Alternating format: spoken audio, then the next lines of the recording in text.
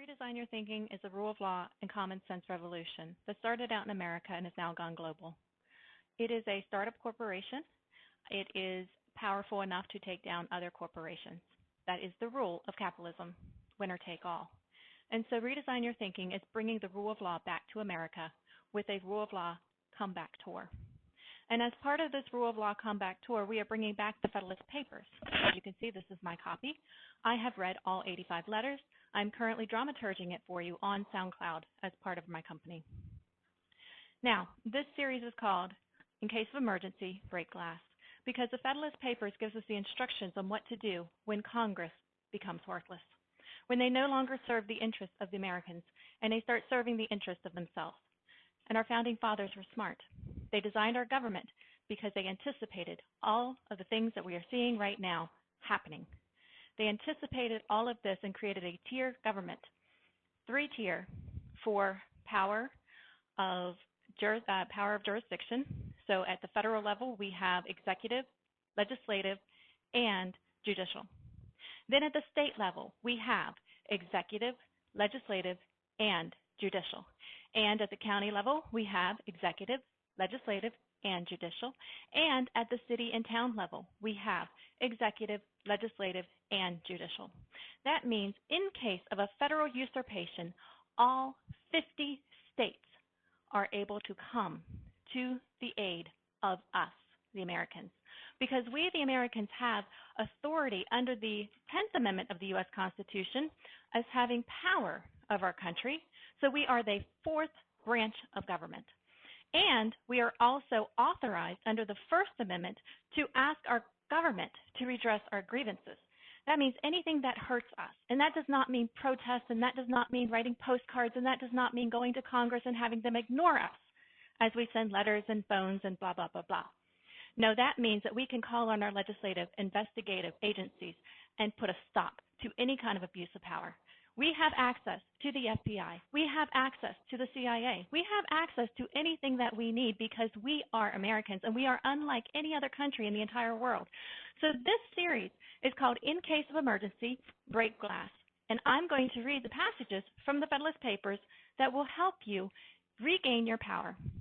In this situation where Congress has become a kingdom, where one man believes that he controls the entire Congress, which is supposed to be representative of the entire nation, here is what Hamilton tells us we should do. But if the execution of the laws of the national government should not require the intervention of the state legislators, meaning if Congress is acting upon their own will and no longer listening to the people, or even allowing the people's representatives, the state legislators, which is the Senate.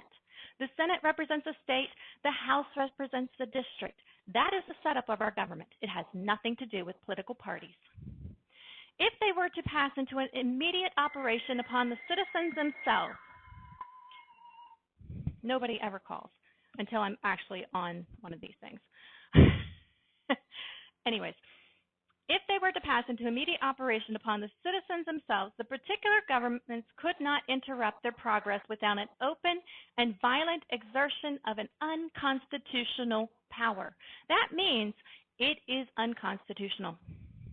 No omissions, no evasions would answer the end. They would be obliged to act, and in such a manner as would leave no doubt that they had encroached on the national rights, and they have. Anyone who has read the Library of Congress documents that are actually prepared for Congress would understand how Congress has encroached on our rights.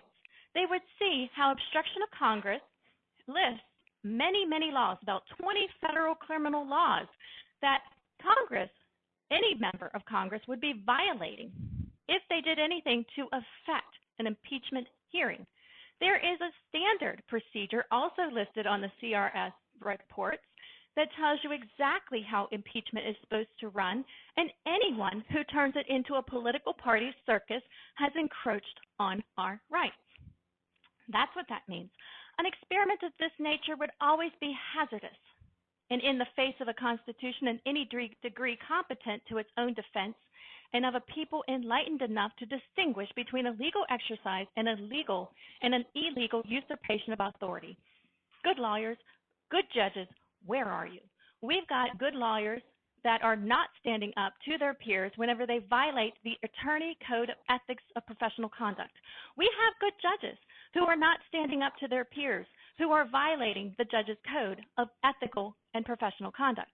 We have teachers in the U.S. that are held to a higher standard right now than the attorneys and the judges that are required of that profession to have that ethical and professional standard. I do not understand what is going on, and I do not know where the good judges and the good lawyers are that are going to call out their peers, just as I don't know where the good soldiers are going to call out their peers, and the good people in government is going to call out their peers, because there's no way the entire government is corrupt. There's no way our entire nation is corrupt. Now, I was very disappointed when a lot of good people decided to resign and protest. I'm sorry, did you not study Germany 1934 when that kind of idea, that kind of situation should be avoided at all costs? You do not resign and protest. You risk your reputation. This is the United States of America, and if you cannot risk your reputation, if you cannot sacrifice everything for it, what are you doing in those positions? You should not be in them. The success of it would require merely a factious majority in the legislature, which we have right now. I call them the Tea Party cult of the 1%. These are the people who lied to you about the Tea Party. Boston Tea Party, it was a protest of foreign government. Spain on one side, Britain on the other, that had fought in this war, lost a lot of money from the 7-year war, and then was using the U.S. taxpayers in order to profit back from that war. And those U.S. taxpayers were not seeing anything as a result of their taxes. That is what the Boston Tea Party was all about. That is what the artists and merchants dressed up in costumes and protested. It had nothing to do with big government. In fact, the federal government, the U.S. Constitution, the Federalist Papers will tell you that they created the big federal government. And as I explained, the 3 tiers, the 3 tiers, the 3 tiers, the 3 tiers, with the people as the authority over everything. We elect our peers.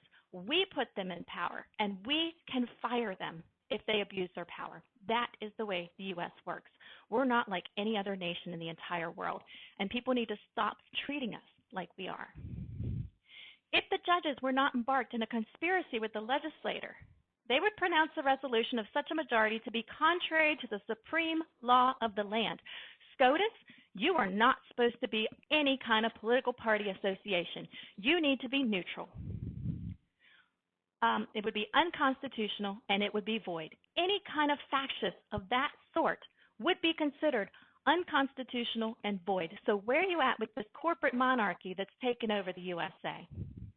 If the people were not tainted with the spirit of their state representatives, they, as the natural guardian of the Constitution, would throw their weight into the national scale and give it a decided preponderancy in the contest. And attempts of this kind would not often be made with levity or rashness, because they would seldom be made without danger to the authors, unless in case of a tyrannical exercise of the federal authority. This came from Alexander Hamilton. They understood how easy it is for corrupt governments to happen, for people to use religion, and that's actually talked about in here, where religious pursuits could be used with the government in order to usurp power. They saw this in Europe. This is what they got away from. The European churches tried to have power over the European government, and the reason they weren't able to have that power when the guys left to go to America was because within that period of time, 1400, 1500, 1600s, we're starting to see a revolution where Europe was getting away from that church's power. The church should have no power over any government. That creates an opportunity for authoritarianism, totalitarianism, and it will steal the rights of the people. That is not allowed in the U.S., and that is in the First Amendment of the U.S. Constitution. It is not to protect Christianity. It is to protect all religions, especially atheism, because any kind of religious influence on government creates a bad situation for the people. God creates a very easy scapegoat for wars, especially holy wars, and we have seen this in our history, and we are seeing it now as oil is being used to, or God is being used to hide oil. So America, we need to wake up, and this is called, in case of emergency, break glass, because this is our nation, and Congress is not the voice of our nation. It is the voice of us, and we are the voice of our nation. And if Congress can't do its job, then Congress should not be in that job anymore. We need to make sure we put people in power that's going to represent our best interests. And if that means getting rid of the political party ideologies and getting rid of the political party altogether, then so be it, because they failed us. They did not represent us when we needed it. They did not come to bat when we needed it, and they put our U.S. military in danger. So we do not need them. We will be the voice of our country. We will make sure they do what we say, and the 1% does not own America.